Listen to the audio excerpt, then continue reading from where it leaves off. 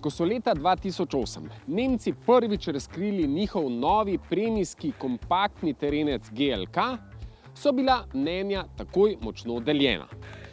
Z odsekanimi robovi in ostrimi linijami je močno odstopal od takratne Mercedesove oblikovalske strategije, a je po drugi strani prinašal bogato, pravzaprav že kar luksuzno opremo. To pa zato, ker je bila oznaka GLK pravzaprav kratica za Geländenwagen luksuz kompakt klase ali po naše terenski avto luksuznega kompaktnega razreda. In zakaj je to tako pomembno? Zato, ker tisti avto res ni bil poceni. V letu 2015 so Nemci GLK-ja v skladu s prenovljeno nomenklaturo preimenovali v GLC. Sistematično urejanje imen je prineslo kratico GL, ki mu je nato sledila osnovna velikost modela v Mercedesovi paleti vozil.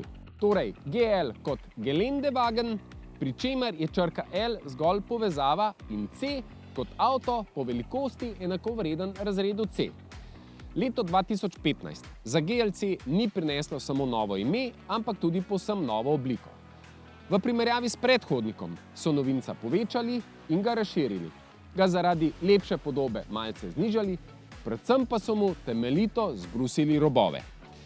Za marsikoga je grdi raček GLK v hipu postal eden najbolj priljubljenih križancev srednjega razreda. In tak je, skupaj z neizbežnimi lepotnimi popravki, še danes.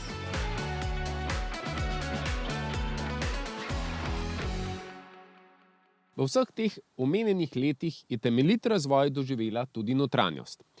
Klasične merilnike so zamenjali digitalni, stikala in gumbe pa drsne ploščice.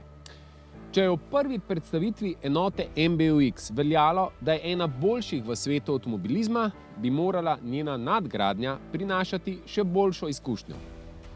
Na nek način sicer jo, tudi dva ločena zaslona delujeta všečno, a po drugi strani je notranjost brez klasičnih gumbov in stikal za marsikoga prej stresna kot pa inovativna. Še dobro, da so tu odlični volanski obroč, nadpovprečno nastavljivi in učinkoviti sedeži ter v skladu z zunanjostjo elegantne in prefinjene linije. Če dodamo še odlične materiale, je počutje v notranjosti GLC-ja zares na visoki ravni. Druga generacija modela GLC je prinesla veliko novost tudi med motorji. V skladu z zeleno strategijo so se Nemci poslovili od prostorninsko večjih motorjev in tako so, morda le trenutno, na voljo zgolj dvolitrski. Pomaga jim sicer blago hibridna tehnologija, a ta jasno čudežev ne zmore. Osnovni dizelski motor prinaša 145 kW in 17 kW električne pomoči. A če upoštevamo maso avtomobila, ki znaša okrogli 2 toni, je jasno, da ima tale GLC za volanom raje umirjenega voznika kot pa dinamičnega športnika.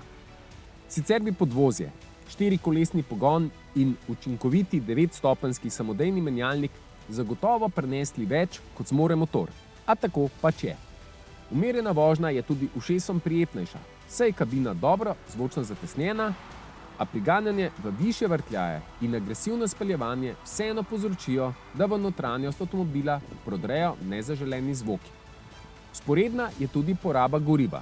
7 do 8 litrov v povprečju, ko je vožnja agresivna, na našem nornem krogu, ko je le-ta umirjena in po hitrostnih omejitvah, pa je poraba odličnih 5 litrov.